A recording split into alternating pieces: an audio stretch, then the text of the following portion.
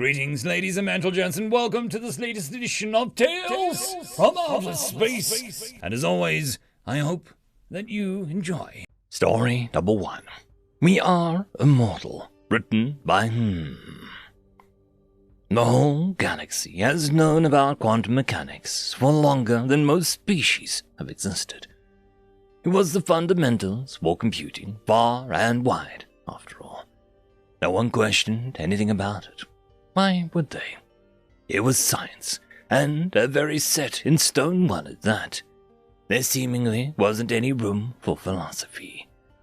Then we met some goddamn maniacal monkeys who were going through an existential crisis from the moment they could properly think till death. The human, short, strong, friendly, blah, blah, blah. You've heard it 1,000,000 times. Now, as most know, the humans are very good at things that the mind can grasp, often outperforming their peers marginally. On the contrary, things that they suck at, they really suck at. And you guessed it, quantum mechanics is one of those things. Don't get me wrong, they try their absolute best to understand it, and they can memorize how things work. But understanding a subject and grasping it are two different things. As such, when we found them all those moons ago, we were the ones who helped them in that field. At the time, it was all pretty formal. It was as much information sharing as diplomatic meetings. But as both parties settled into their status quo, many, myself included, started making lifelong friends with our new colleagues. I was well acquainted with a man called Jean-Pierre, and would spend many nights having drinks in his office after hours. It was on one of those nights that this conversation happened, a conversation that would forever change me. I don't recall what I said, but I said that he would die from something that he claimed he did, back before we learned to not question them too much. He was quite red at this point and laughed, saying, "Oh, Ma, don't worry, we're all immortal anyway." He was quite drunk, so I thought he was making things up. But I was drunk too, so I called his bluff. I thought he was referring to his biology, till he clarified and said that he was referring to quantum immortality. I asked him what he meant. I am quite a well-read researcher, but have never come across such a theory. He looked at me puzzled, and then realized, don't worry, it's a pretty controversial theory, so my guess is that we're just wrong. That must have explained it, but curious anyway, I asked him to elaborate for shits and giggles, and he obliged. What he proceeded to explain to me has haunted me for the rest of my life. The theory itself is quite simple and follows two principles that are accepted. First, all information on a quantum scale cannot be destroyed, with exceptions to black holes. Second, the superposition of particles means that every time that they are observed, time splits in two. One where each state is observed. Simple enough, so far. Building on these principles, we must assume that consciousness is a thing in the universe, as we still do not exactly know what consciousness is to this day. We can only assume it is. That last statement is also where this controversy lies, as if it does not prove to be a quantifiable thing. For the lack of a better term, then the theory falls apart. But I assume most people can agree sentience should be quantifiable in some way. However, for any individual, only their own sentience can be agreed to exist, as there is no way of confirming the consciousness of another. So, if the information of the conscious mind exists, then it cannot cease to exist. But people die, I hear you ask, and I hear myself ask in the past. But from your perspective, only you are conscious, so the theory postulates that from your point of view, as a sentient entity, you will never die. Or at least, your consciousness will never cease to exist for you. Because the moment you die, superposition tells us that there will be a split, one where you are dead and one where you are not. And as you cannot not exist from your point of view, you go on living forever. In other people's point of view, you might have died, but not yours. Awesome, right? Immortality for all of us. Except it isn't. But the humans, as I said, live in constant existential dread. And so, I was told the true horror of the theory. A theory that is just as likely as any other that is untestable. He looked at me with a heavy look and asked me a rhetorical question. So, what happens when you die? I knew what he meant. Not getting killed, but dying of old age. I've come up with 2 answers so far. Firstly, that your universe simply ceases to exist. Every other might still exist, but the one you experienced, worked so hard on, will vanish.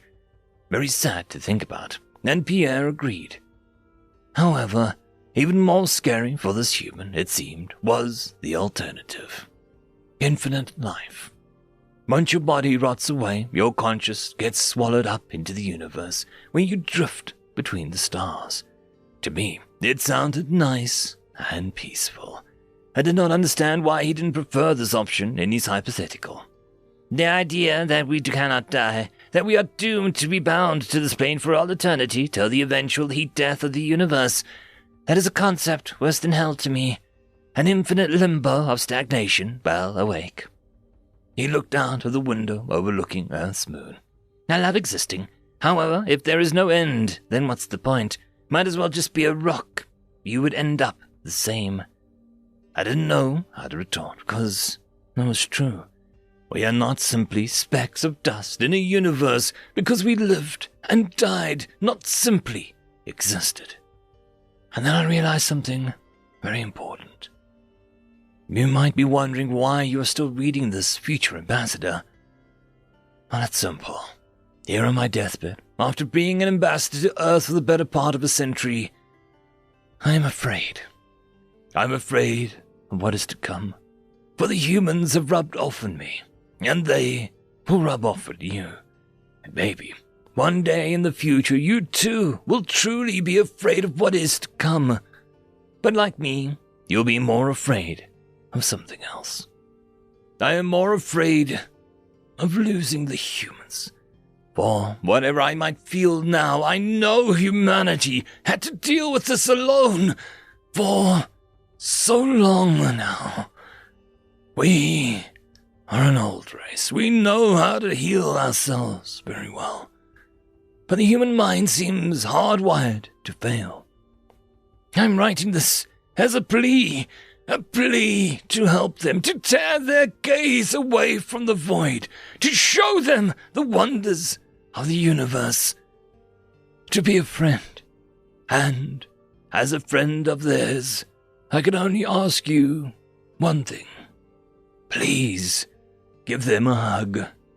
Space is very cold, and they have been alone for a long, long time. End of story. Story number 2. What they brought with them. Written by Brenther. To the honored members of the Trade Council, every species has something that sets them apart.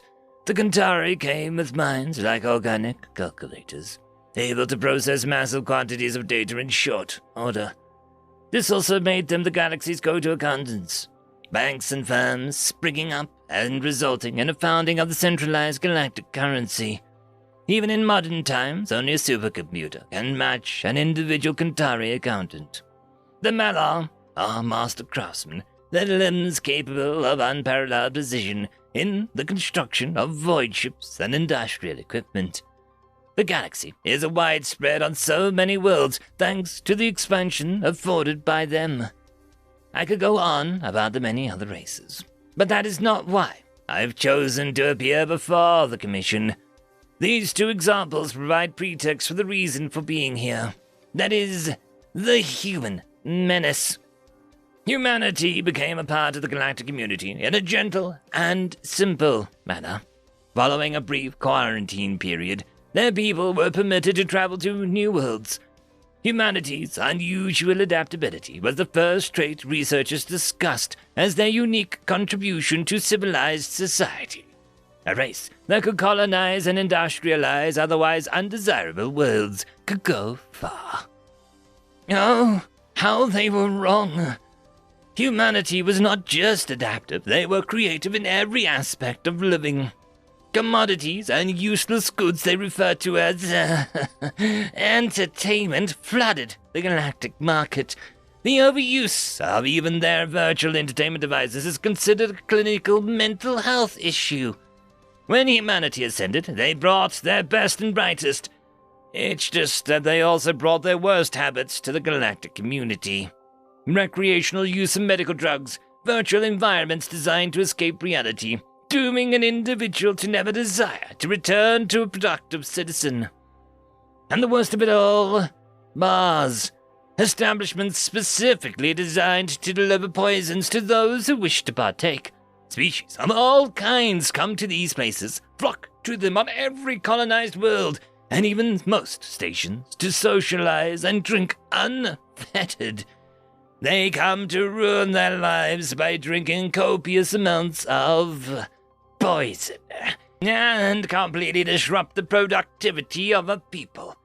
Even humanity has a term for regulars that frequent this place. Alcoholics.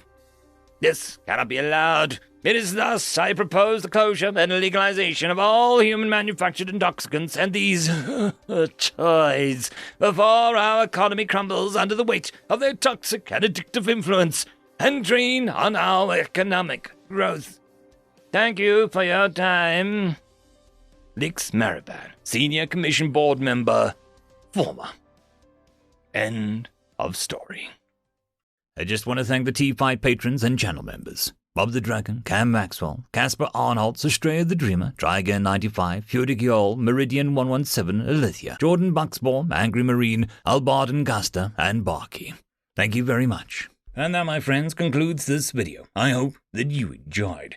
There are links down below, both to support this channel and for the author of this fiction. Anyways, I hope you all have a fantastic one, and I'll see you next time.